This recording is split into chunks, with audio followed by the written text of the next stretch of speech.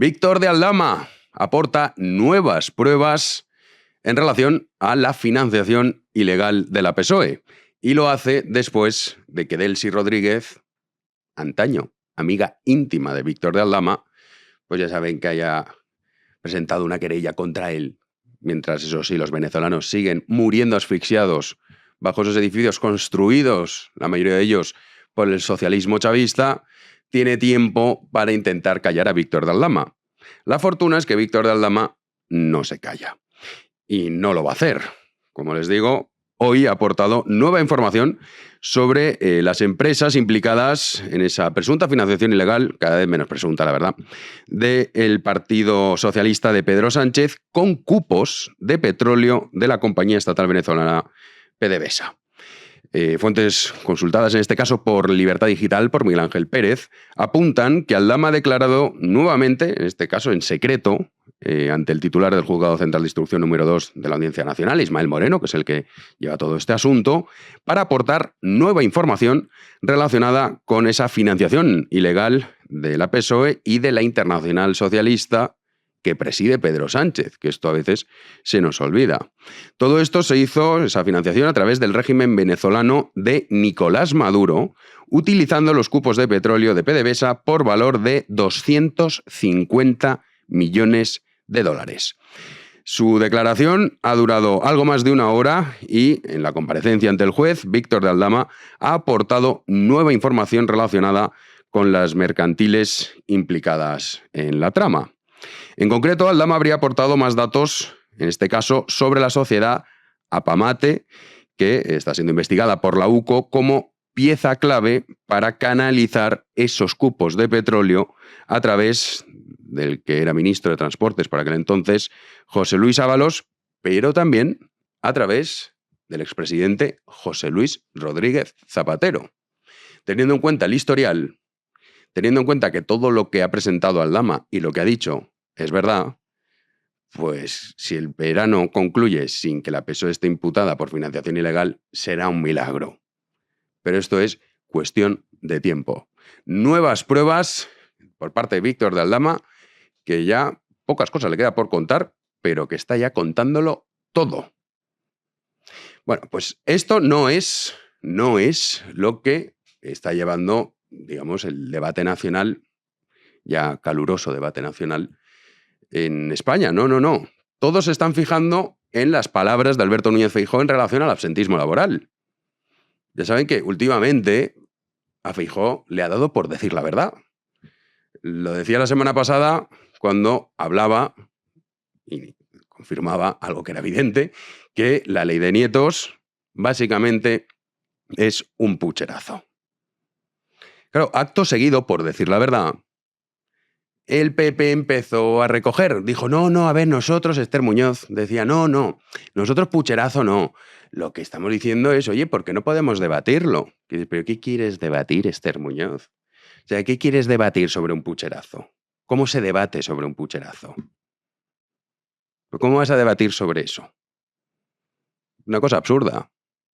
Dijo la verdad, pero el ADN del Partido Popular es el que es, se achantó. Bueno, pero es que hoy ha vuelto a decir otra gran verdad, y es el problema que tenemos en España en relación al absentismo laboral. Escuchen.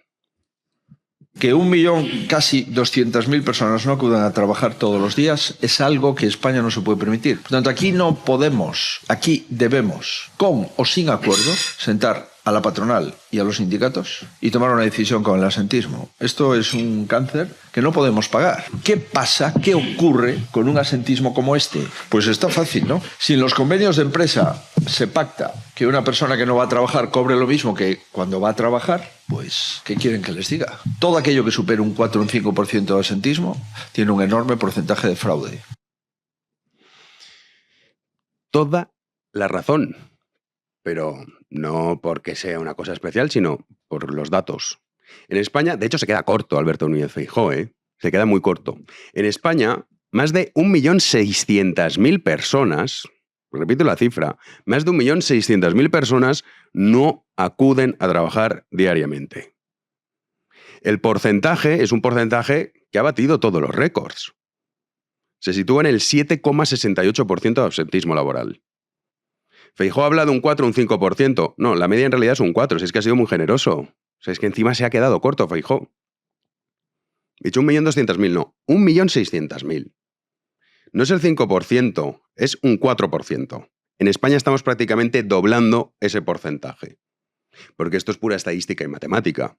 En los países con economías desarrolladas, lo normal es ese porcentaje de absentismo.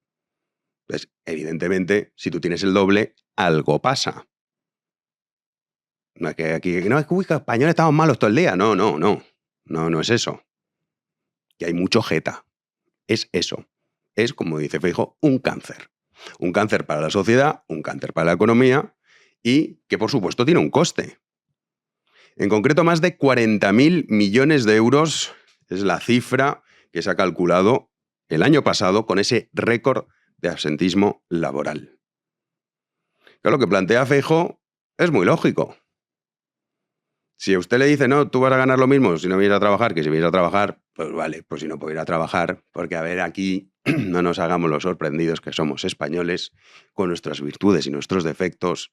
El trabajo, pues en fin, vale, pero tampoco nos entusiasma mucho. Esa es la verdad. Y a mí me parece que es incluso sano vivir en ese tipo de sociedades. Luego hay otro tipo de sociedades que el trabajo es un fin en sí mismo y poco menos que la vida es trabajar. Hombre, yo no estoy ahí. Ahora bien, que en España tengamos el doble de lo que correspondería, que es un 4%, ¿qué es lo que evidencia? Que aquí hay mucho jeta que se está aprovechando de incapacidades temporales, permanentes, y que, que me estoy medio depresivo, que es que fíjate, y aquí todos firmando que tengo un amiguete que no sé cuántos, que no sé menos, que no sé más, y más de 40.000 millones que nos cuesta. ¿Cómo acabar con eso? Pues es muy sencillo. Primero, usted no trabaja, está de baja, pues no va a cobrar lo mismo. Ya verían ustedes con el porcentaje baja. Porque simplemente imaginemos que si existiese únicamente la figura del autónomo. Vamos a suponerlo. ¿Ustedes creen que el porcentaje de absentismo laboral sería este? La respuesta es que no. Por lo tanto, hay muchas personas que, pudiendo trabajar, se aprovechan del sistema para quedarse en su casa.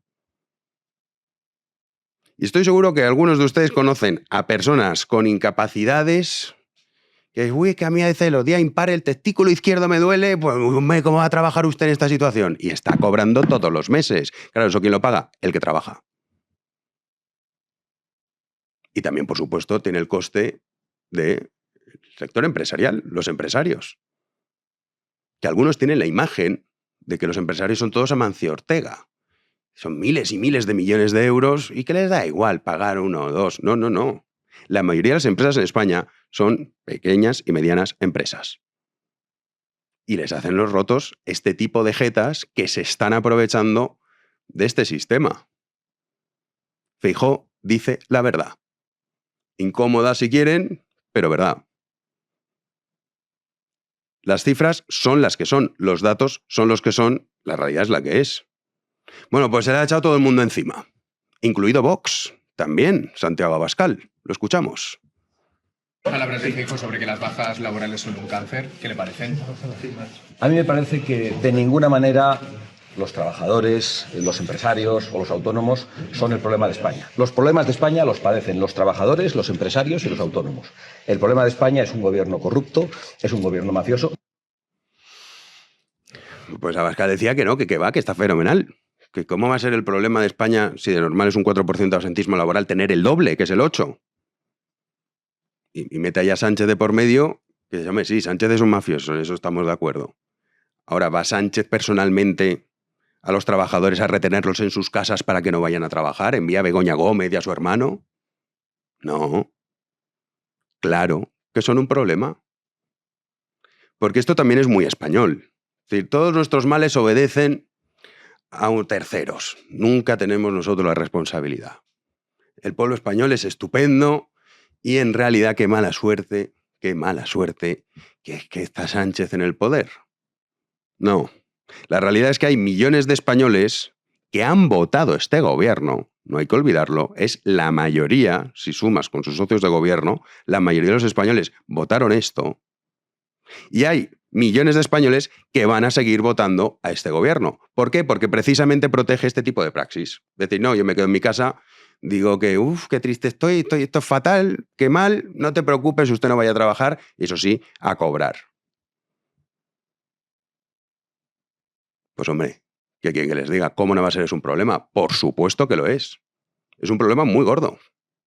Tener el doble de absentismo laboral, en vez del 4, el 8%, pues ya me contarán, más de 40.000 millones de euros que cuesta. Más de 1.600.000 personas cada día, que se dice pronto, no va a su puesto de trabajo. ¿Esto quiere decir que ese 1.600.000 todos son unos estafadores? No, hombre. Pero la mitad probablemente sí. Simplemente cogiendo la estadística. Eso que dice Abascal, pues es mentira. Miente. No es porque Sánchez sea un mafioso. Pues imagínense ustedes si dijéramos, pues yo, como es un mafioso Sánchez y toda su familia, yo me quedo en mi casa. Y que me paguen, pues ¿quién trabajaría en España entonces? O sea, ¿qué tipo de argumento es ese? Bueno, pues Vox se lanza contra Feijóo y luego también, por supuesto, la PSOE. Pedro Sánchez, que esto es que ya los derechos humanos y sobre todo los estigmas. Yo creo que ya cuando se habla de absentismo laboral estamos hablando de una aproximación equivocada. Habría que hablar mejor de bajas laborales, de incapacidad temporal, porque de alguna manera ya se pone un estigma sobre esa realidad que existe en nuestro país, y es la de que efectivamente hay trabajadores y trabajadoras que enferman y que lógicamente tienen todo el derecho del mundo a coger una baja laboral. Sí, ¿no? Que hay gente enferma, es evidente que eso es así. Algunos de la cabeza, como el propio presidente del gobierno. Y la mujer con los 8.000 liftings, que muy bien no tiene que estar. Y el hermanísimo que jugaba a ser, pues, en fin, el autor de la danza de las chirimoyas. No sé, como incapacidades, eso es evidente que existe. El ser humano y la naturaleza es como es, y por supuesto hay gente que se pone enferma. Pero lo que dice Feijóo es verdad. Hay un porcentaje no menor de ciudadanos españoles que se aprovechan del sistema para estar en su casa sin trabajar. Y así lo demuestran los datos.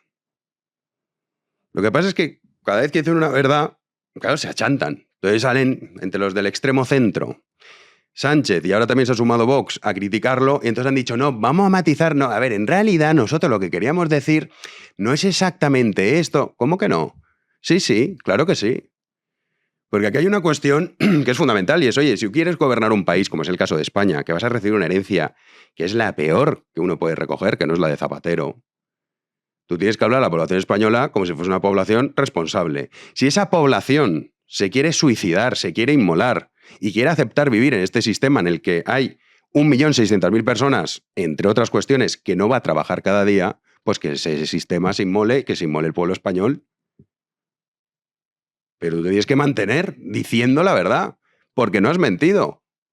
Es un enorme problema, uno de tantos que tiene España. Sin duda no va a ser el gran problema, pero sí que es muy importante el absentismo laboral y todas las consecuencias que acarrea. Por supuesto que sí.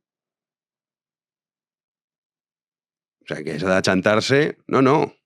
Es más, tendría que salir Feijóo y decir, me he equivocado, tenéis razón, no son 1.200.000, son 1.600.000.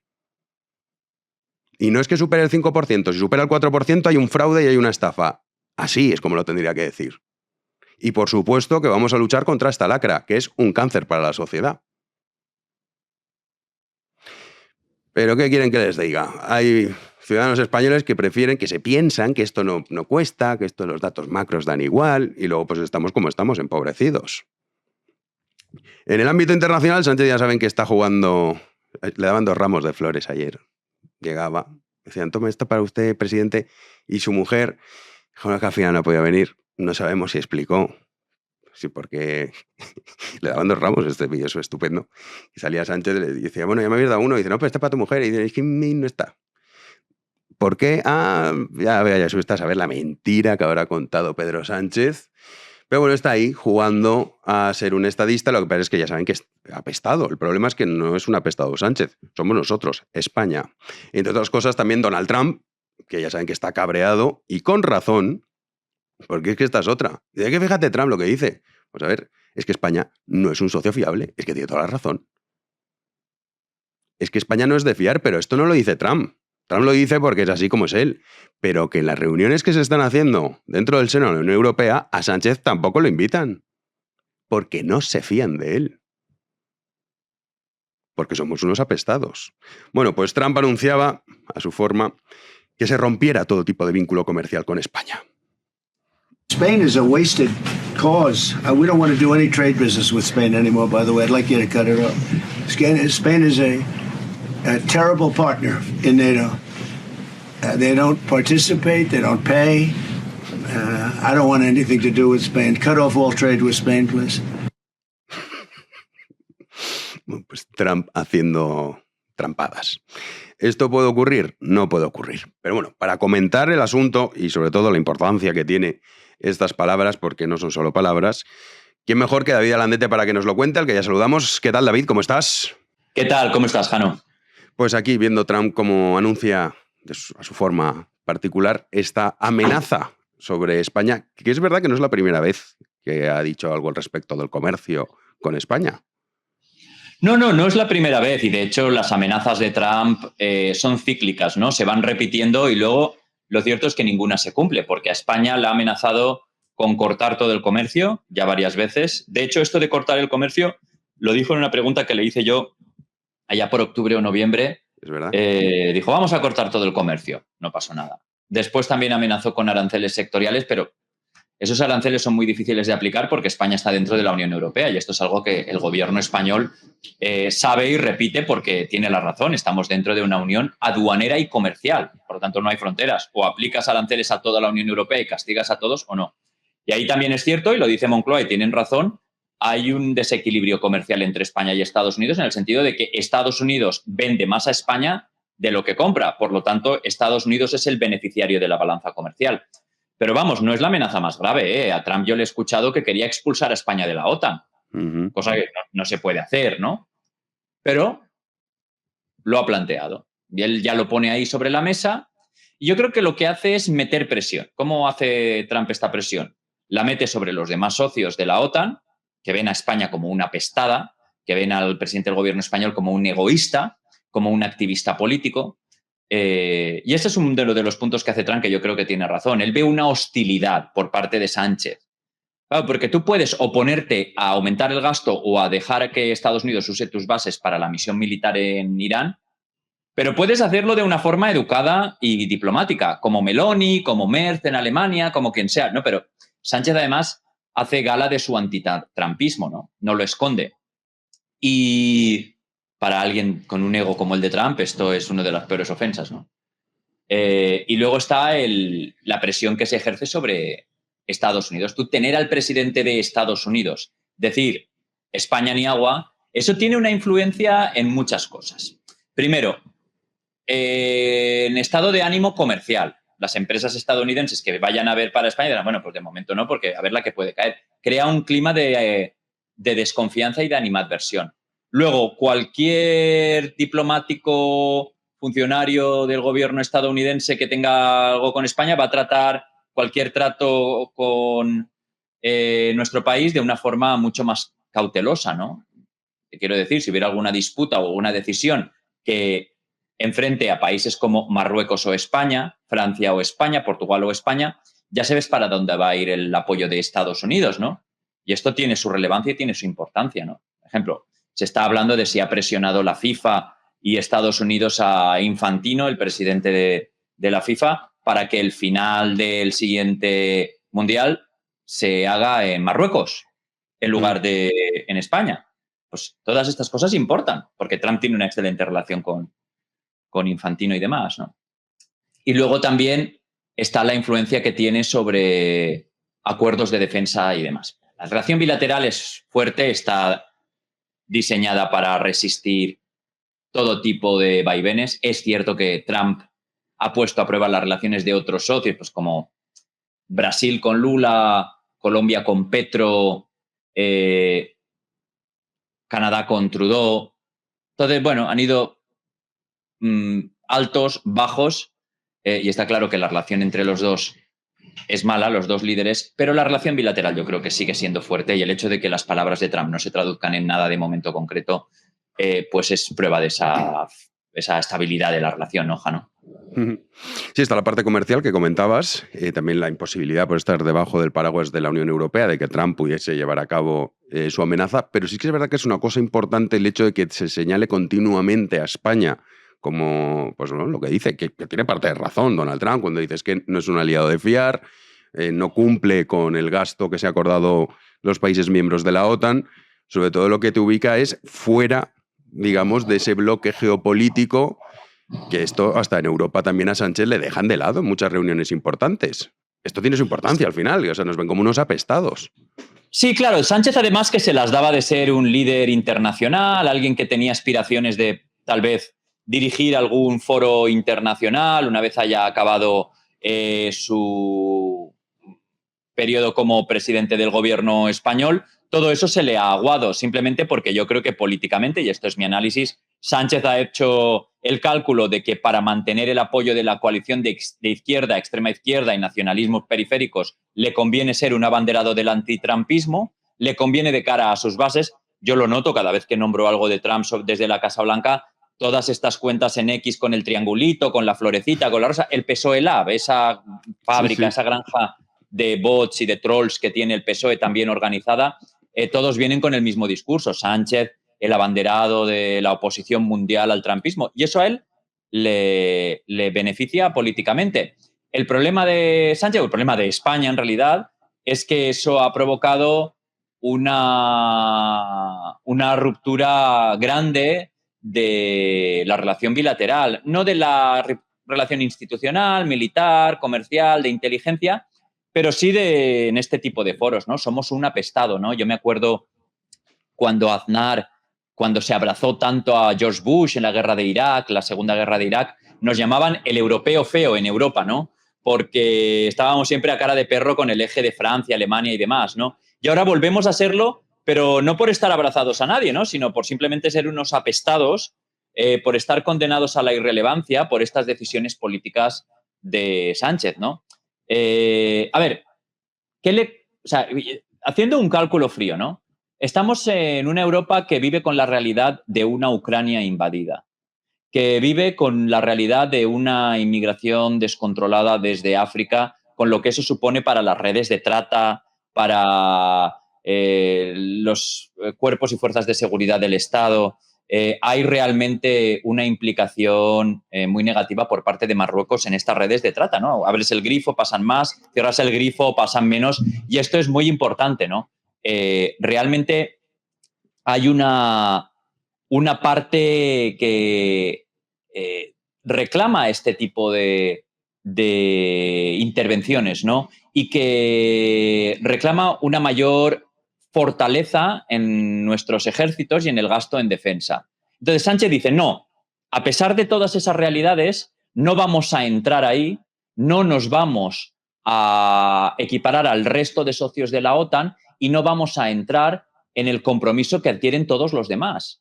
Entonces, simplemente por decisión política del presidente del gobierno, no entramos en el compromiso, pero Jano, de aquí a 2035. Es decir, España es la única que cree que no puede, no tiene capacidad de incrementar el gasto en defensa, no al 5% del Producto Interior Bruto, en realidad es el 3,5%, ¿no?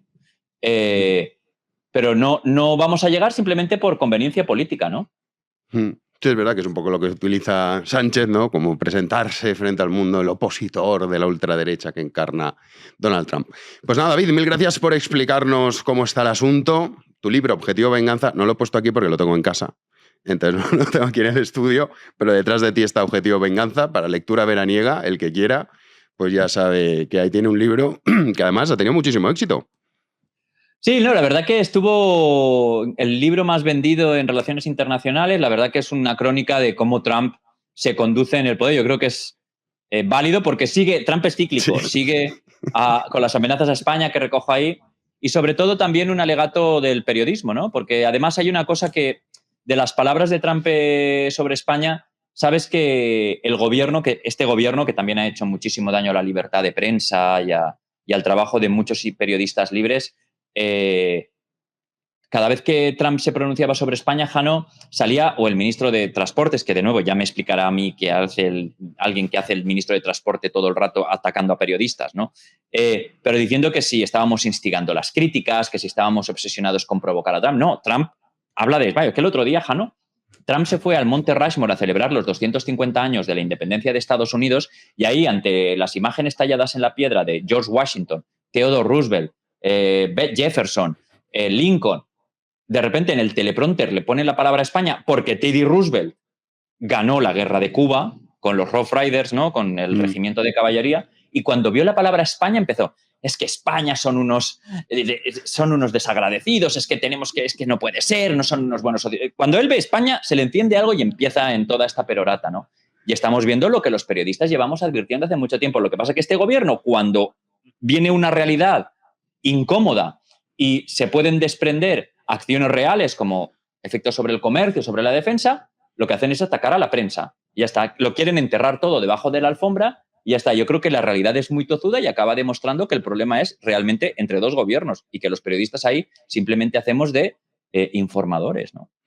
Sí, bueno, Óscar Puente particularmente no es el único por preguntarle por España, siendo un enviado, en este caso de ABC, de COPE, que bueno, pues claro, vas a preguntar por España, Trump, no vas a preguntar por Kazajistán, vamos a ver, es una cosa... No, y la anomalía democrática que es, Jano, de llamar a periodistas traidores, como se me ha llamado, como me ha llamado... Sí, vendepatrias, sí. Yo, la verdad que ya acabada esta demanda, le llevé a los tribunales porque me parece que hay que ponerles freno. Al final, el Tribunal Supremo, que es el que debe decidir sobre los aforados como él, decidió que él miente y exagera, lo dicen en la sentencia, pero claro que eso no es delito de injuria. Bien, yo respeto esa decisión, pero está claro que hay que ponerles límites, porque es que están sentando un precedente peligrosísimo, ¿no? Que es el del ataque constante a la justicia y a la prensa, con el apoyo necesario de determinados profesionales de la información en España que facilitan, solo tengo que recordar, Jano, aquel famoso manifiesto contra el golpismo mediático y judicial firmado por gente como Silvia Inchaurrondo, que está en Televisión Española cobrando del erario público, y muchos otros, ¿no? Totalmente. Así que nada, nosotros seguimos, tú sigues, Objetivo Venganza, y también sigues aquí, no se va de vacaciones David Alandete, estará aquí con su informe Alandete, así que nada, te seguimos viendo y te estamos escuchando en COPE, te leemos en ABC y en X, que además subes esos cortes ahora, bueno, hace ya tiempo que te hace esos vídeos molones, que tienen muchísimo éxito, así que nada, estaremos pendientes de todo lo que nos cuentas. Fuerte abrazo, David. Gracias. Hasta luego. Un abrazo. Pues esto nos contaba David Alandete en relación a esas palabras de Donald Trump y las consecuencias que pueden tener, que, ya saben, estando bajo el paraguas de la Unión Europea, pues no puede tener ese efecto que le gustaría a Donald Trump. Eso sí, a ojos del mundo, España pues está como lo que es, una rémora. ¡Comenzamos!